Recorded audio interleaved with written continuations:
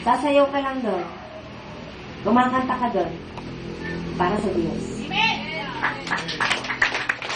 Kaya po kahit ganito lang nakikita ninyo sa akin, training po ako ng Holy Spirit na sumunod. Kaya kung paano ko po pinanggigigilan dito na sumunod kayo at pag mali kayo, lagot kayo. Sapagkat yun po ang kailangan, ang pagsunod. Pagsunod. Yung pagpunta dito, pagsunod yan. Sumusunod kayo sa panawagan ng Diyos. Amen. Tinawag kayo ng Diyos sa mga inakay ni Beverly. Si Beverly naging way lang. Subalit ang tumawag talaga sa inyo ang Espiritu ng Diyos.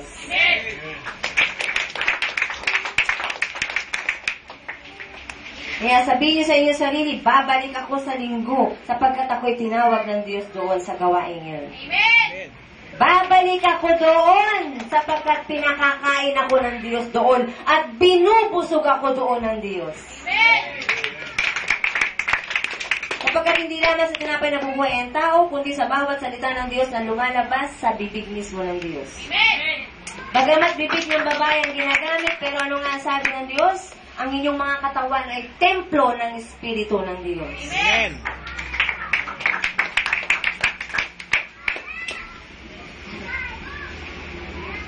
Kaya, nagagalak po ang lingkod, nagkaroon ng katuparan yung tahanan ng Diyos.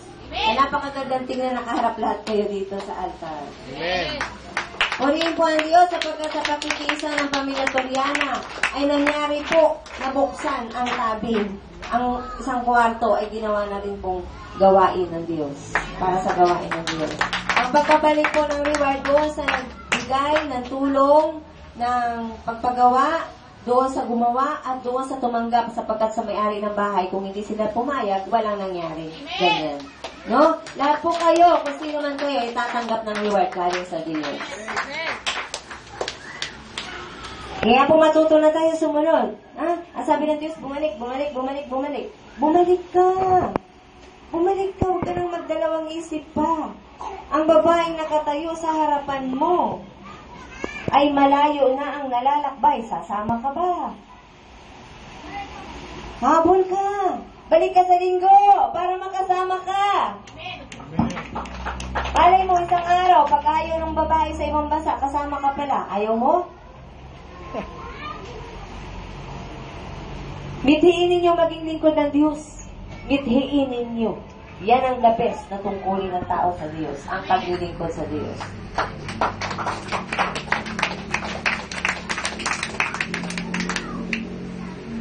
Sabihin mo sa anak niya, babalik ka sa linggo ha. Sabi ka mo nung lingkod ni Ate Arlene, babalik ako ha.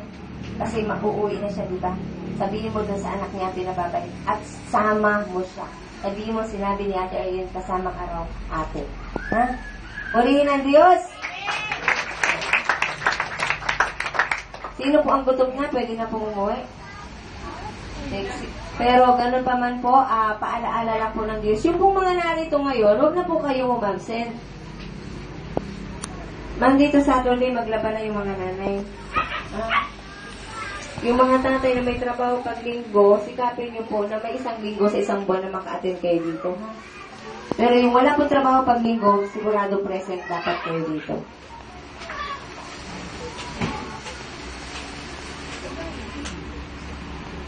Doon po sa mga hindi pa marunong mag-alay, ang sabi po ng Diyos, ito po ihahayag ko ako as lingkod.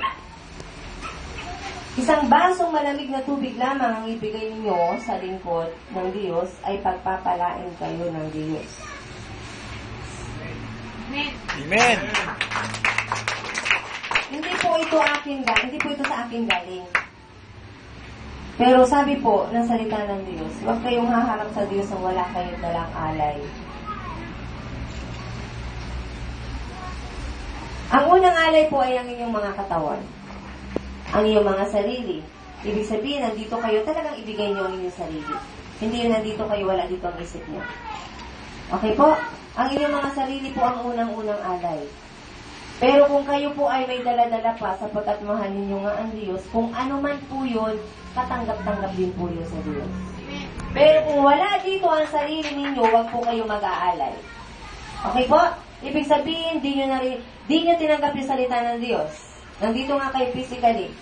Pero hindi nyo naman tinatanggap ang salita ng Diyos. So, huwag kayo mag-aalay. Hindi yan katanggap-tanggap sa Diyos. Okay po? Amen. Unang-unang alay po ay ang inyong mga sarili, ha? So, doon po sa may mga gustong mag-alay, sa altar po ang pag-aalay. Aabot po sa altar. Ilalagay po sa altar, hindi sa tao, ha? Sa altar po ilalagay. Bahala po dyan ang Diyos. Okay? Doon po sa mga matatatag na sa faith, yung tithes po, simple. Huwag niyo po masyadong problemahin. Ang sabi po kasi ng salita ng Diyos, di nyo ba alam na dinadayan ninyo ang Diyos? Sa papaanong paraan? Sa mga ikapo at handog. Subukan ninyong gawin ito kung hindi buksan ko ang mga durungawan ng langit at ibuhos sa inyo ang masaganang pagpapala. Hindi ko na padadala ng salot ang inyong mga lupain at mamumunga kayo ng sagana. Doon po yun sa mga matatatag na sa faith, ha? Yung 10% po, kahit sa ang church, yan po ay ipinangangaral. Sapagkat yan po ay salita ng Diyos. Hindi po pwedeng yan ay set aside. Hindi po pwedeng ang dadamputin nilang aral ay yung gusto ninyo. Nasa Biblia po yan 10%. At ang 10% po ay para sa Diyos na ninanakaw ng tao. Ang 90% lamang po ang para sa tao. Ang 10% po ay kabahagi ng Diyos yan sa lahat ng inyong kinikita. Kaya kung isang kang karpintero, ang kita mo sa isang araw ay 300. Sa 5 araw kang magtatrabaho, meron kang 1,500. Ang 10% mo sa isang linggo is 150 lamang. Ang 1,350 ang para sa iyo. Ang 150 ay ibabalik mo sa Diyos. Yun ay bahagi mo sa Diyos. Kabahagi ng Diyos yun. Hindi yan ipinangangaral sa simbahan katoliko. Makinig kayo. Bakit kaya?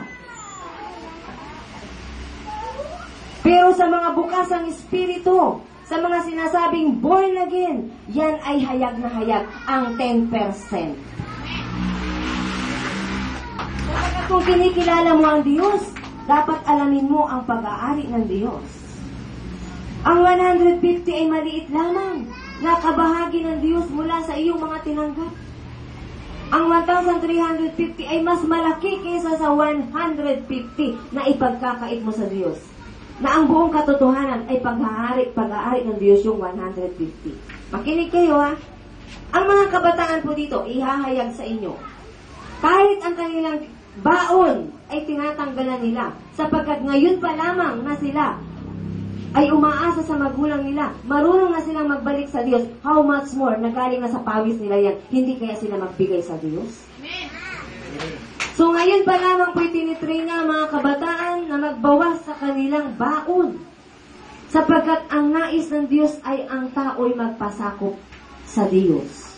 So yung baon na 100, ang 10% ay 10 pesos. Ang 10 pesos ay malaki na yun sa isang estudyante na pambili na niya ng mineral water, patid ng uhaw. Pero dahil sa inaralan siya ng Diyos, ang 10 pesos ay pagbabalik sa Diyos.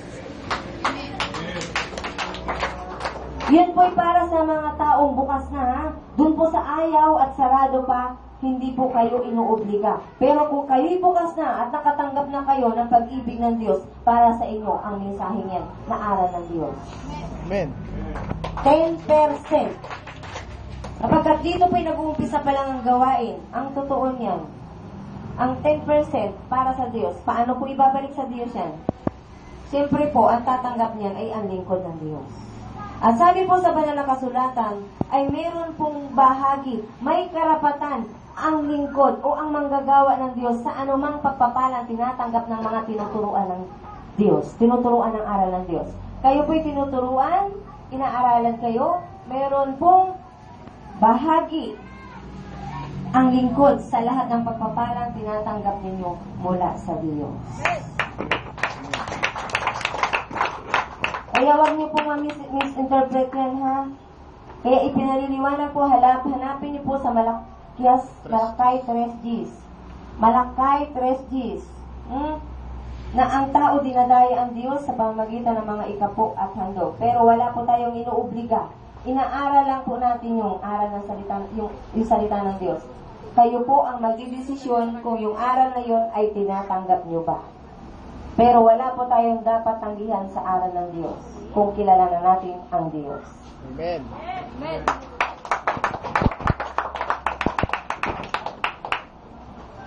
Ako po'y nagagalak sapagkat nagtagumpay ang Diyos sa buhay ni Brother Billy. Hindi po siya iginupo ng kanyang kalagayan, hindi po nanghina ang faith niya. Actually, kahit di pa siya total recovery, pero sa kanyang puso, recover na siya. Ang fully recover na siya sa puso niya, sapagkat tinanggap niya ang pangako ng Diyos. Family Toriana, where are the others? Asa ang mga sisters? Sunday lang po kayo magkakasama ng ganito na pinaparangalan ng Diyos. Malapit nang umalis si Brother Berting. Bakit po wala ang iba? Wala ang ibang babae? Ayaw niyo po ba na magkakasama-sama? Kung hindi pa nangyari itong ganito sa kanya, ay hindi pa sila nagkita. Bakit hindi niyo po yun ipagpasalamat sa Diyos?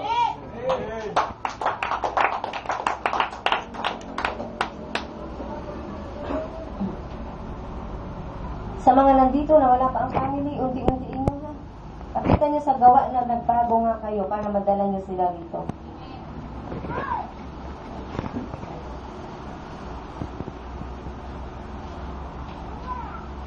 Talagang ang masamang espiritu, kahit ang tao nakikinig na, kakalabitin pa niya, nalas ka dyan, wala yan. Huwag ka dyan, makikinig.